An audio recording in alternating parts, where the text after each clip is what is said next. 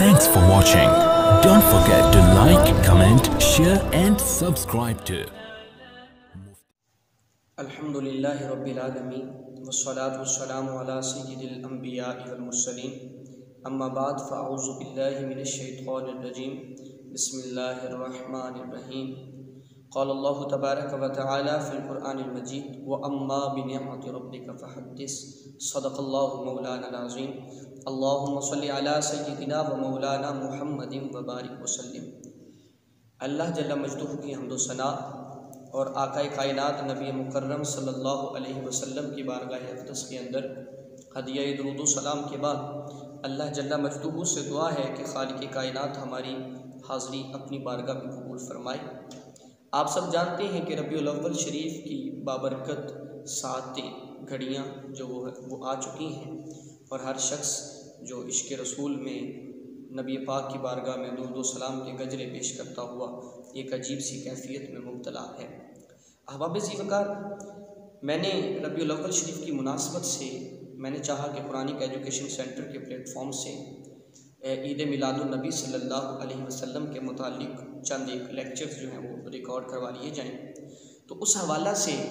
मैंने जिस किताब का इंतखाब किया है वो है हुज़ूर शेखुल इस्लाम डॉक्टर मोहम्मद ताहिरुल क़ादरी ज़िंदा मजदूह आपने जो ईद मिलादुन नबी सल्लल्लाहु अलैहि वसल्लम के हवाला से जो किताब मुरतब फरमाई है, जिसमें आपने तमाम मकातिब फ़िक्र आइमा व मुहद्दिसीन के फतावा को, उनकी आरा को जो है वो एक जगह पे जमा किया है और मुख्तलिफ़ कुरानी आयात और अहादीस नबविया सल्लल्लाहु अलैहि वसल्लम से जो इस्तदलाल किए हैं वो सारे इस किताब के अंदर मौजूद हैं। तो आप यानी हम अब आइमा की आरा की तरफ बढ़ने से पहले मैं थोड़ी सी तमहीद आपके साथ शेयर करना चाहूँगा कि मिलादुन नबी सल्लल्लाहु अलैहि वसल्लम ऐसा बरकतों और रहमतों का ज़रिया और ऐसा यानी प्यारा अमल था कि 18वीं सदी से पीछे आप तारीख़ की जितनी कुतुब हैं उनको खंगाल लें, मुहद्दिसीन की ज़िंदगियों का मुताला कर लें, 18वीं सदी से पहले आपको मिलादुन नबी जो है वो मुतनाज़ मसला नज़र नहीं आएगा। 18वीं सदी से पहले कभी भी ये मसला मुहद्दिसीन के नज़दीक, आइमा के नज़दीक, सहाबा किराम के नज़दीक कभी भी मुतनाज़ नहीं रहा। लेकिन 18वीं सदी के बाद ये अचानक से रंग तब्दील हो जाता है और मिलादुन नबी सल्लल्लाहु अलैहि वसल्लम को उम्मत के सामने एक मुतनाज़ मसला बनाकर पेश कर दिया जाता है। हालांकि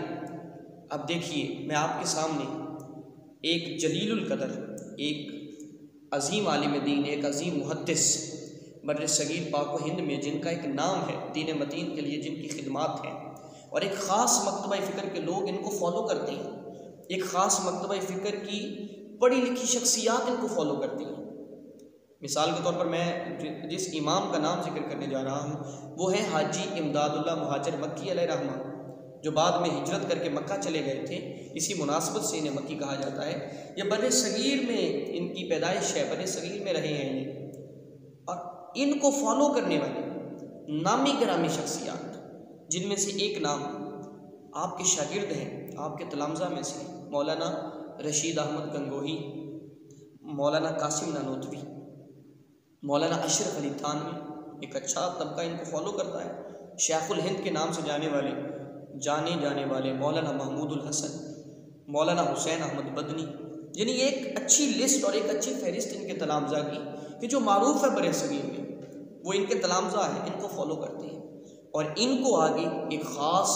मकतबा फ़िक्र, एक ख़ास मसलक इनको फॉलो करता है। अब देखिए कि हाजी इमदादुल्लाह मुहाजिर मक्की क्या फरमाते हैं। हाजी इमदादुल्लाह मुहाजिर मक्की शमाई में इमदादिया के अंदर आप लिखते हैं, पेज नंबर 94, आप लिखते हैं कि हमारे उलमा मिलाद शरीफ में बहुत तनाज़ा करते हैं, ताहम उलमा जवाज़ की तरफ भी गए हैं। जब सूरत जवाज़ मौजूद है फिर ऐसा क्यों तशद्दुद करते हैं? हमारे लिए यही हुज्जत काफ़ी है कि हरमैन वाले करते हैं, यानी इत्तिबाए हरमैन हमारे लिए काफ़ी है। यानी अगर मक्का और मदीना वाले करते हैं तो उनके कहने का मकसद ये है कि मक्का और मदीना वाले जब करते हैं तो हमारे लिए ये दलील काफ़ी है। अब आगे जाकर शमाई में इमदादिया की पेज नंबर 87 और 88 पे आप फरमाते हैं कि मिलाद शरीफ तमाम आले हरमैन करते हैं इस कदर हमारे वास्ते हुज्जत काफ़ी है, यानी ये दलील हमारे लिए बहुत है कि मक्का और मदीना वाले करते हैं। और आगे बड़ी खूबसूरत बात लिखते हैं, आगे फरमाते हैं कि हज़रत रिसालत यानी नबी करीम सल्लल्लाहु अलैहि वसल्लम आपका जिक्र कैसे मज़मूम हो सकता है, नाउज़ुबिल्लाह, यानी आपका जिक्र कैसे बुरा हो सकता है। कोई ये कैसे तसव्वुर कर सकता है कि नबी पाक सल्लल्लाहु अलैहि वसल्लम का जिक्र जो है वो मज़मूम होगा। मिलादुन नबी सल्लल्लाहु अलैहि वसल्लम की मजालिस के अंदर क्या होता है, तिलावत, क्या तिलावत करना ये बिदअत होगी। नाते पाक पढ़ी जाती है, क्या नात बिदअत होगी। और नबी पाक की विलादत का तज़किरा किया जाता है, आपके जमाल का तज़किरा किया जाता है, आपके कमालात का तज़किरा किया जाता है, आपके इख्तियारात का तज़किरा किया जाता है, आपके मोअज़्ज़ात को उलमाए दीन बड़ा खोल खोल कर बयान कर रहे होते हैं, अहादीस नबविया लोगों के सामने रखी जा रही होती हैं। क्या ये सारी चीज़ें एक मजलिस के अंदर बैठ कर जिक्र करना, क्या ये बिदअत है? हाजी इमदादुल्लाह महाजर मक्की, अब मशहूर किताबचा है फैसला हफ्त मसला, बड़ा मशहूर किताबचा है। इसमें आप फरमाते हैं, अपना मसलक बयान करते हैं, अपना मशरब बयान करते हैं, अपना मिजाज लोगों के साथ शेयर करते हैं। आप लिखते हैं कि फ़कीर का मशरब ये है कि महफिल मौलूद में शरीक होता है, बल्कि बरक़ात का ज़रिया समझकर हर साल मुनक्किद करता हूँ और क़याम में लुत्फ़ और लज्जत पाता हूँ।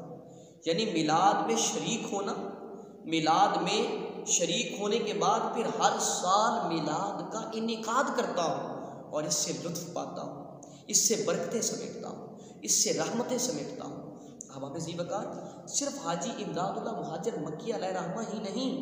बल्कि मशहूर आइमा और मुहद्दिसीन जिन्होंने फतावाजात, बड़ी बड़ी कुतुब अहादीस की जो है वो मुरत्तब की हैं, वो सब मिलादुन नबी सल्लल्लाहु अलैहि वसल्लम के बारे में मैं आगे जाकर इंशाअल्लाह इस पर भी मज़ीद तफसीली बहस करूँगा। आगे बड़े बड़े स्कॉलर्स और बड़े बड़े मुहद्दिसीन की आराम मौजूद हैं, वो भी मैं आपके सामने लेकर आऊँगा। ये एक राय थी हाजी इमदादुल्लाह महाजर मक्की अलैहिर्रहमा के मुताल्लिक़ कि जिसमें आप